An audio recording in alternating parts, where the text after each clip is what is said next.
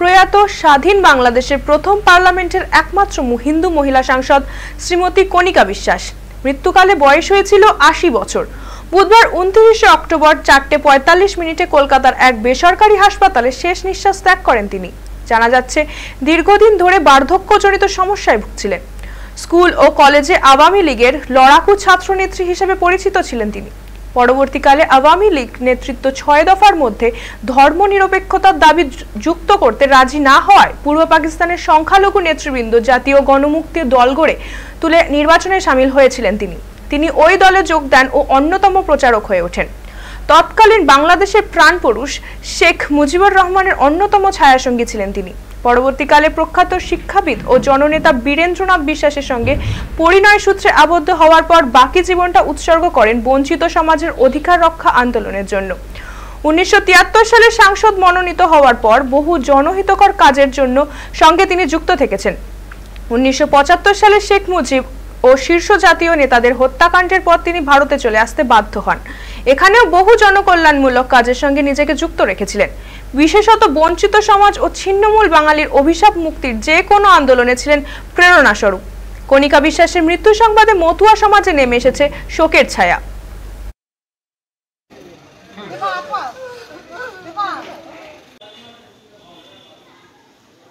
একটা ইতিহাসের পরিসমাপ্তি হলো, এটাই বলতে পারি।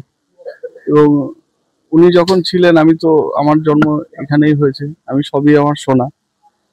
আর ওনার কাছ থেকে অনেক গল্প শুনেছি, নতুন একটা দেশ কিভাবে গঠন হয়েছে, একটা দেশ ভেঙে মানুষ কিভাবে তখন কষ্ট করেছেন ওনারা, কিভাবে একটা দেশের গঠনের জন্য সেখানকার মানুষ, এখানকার সেনাবাহিনী সবাই সাহায্য করেছিল। একটা নতুন দেশ দেখে ওনারা আবার নতুন বাংলায় ফিরে গেছিলেন। কিন্তু ওনার নাম কণিকা বিশ্বাস। ব্যাকগ্রাউন্ড উনি তো শেখ মুজিবুর রহমানের আমলে তখন উনি এমপি ছিলেন, আজকের কথা। তারপর উনি আমাদের এই ভারতবর্ষে চলে আসেন। ওখানে ওনার মেয়েটি হয়েছে, কিন্তু ছেলেটা এখানেই জন্মেছে।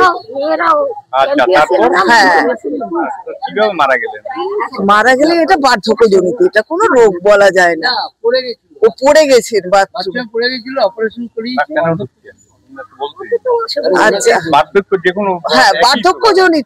তিনি শেষ নিঃশ্বাস ত্যাগ করেছেন।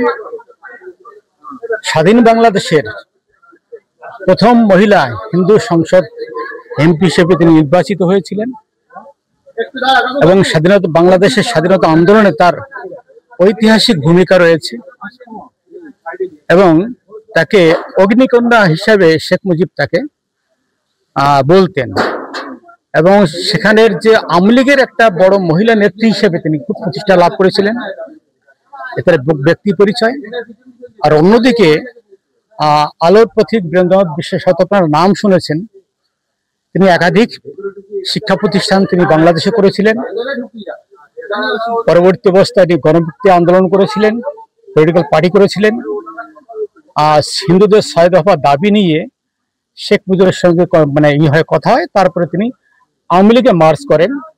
কিন্তু শেখ মুজিবের নৃশংস হত্যার পরে বীরেন্দ্রবাবু চলে আসেন এবং ওনার স্ত্রী শ্রীদেবী কণিকা দেবী চলে আসেন ভারতে। আর শেষ দিন পর্যন্ত বীরেন্দ্রবাবু ওখানে উদ্বাস্তু মানুষের জন্য তিনি আজীবন সংগ্রাম করেছেন।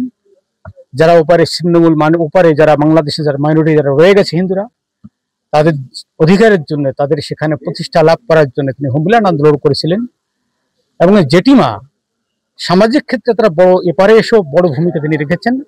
এক প্রকারে বলা যেতে পারে বীরেন্দ্রবাবু তিনি ছিলেন চালিকা শক্তি। তার এই চলে যাওয়া একটা যুগের শেষ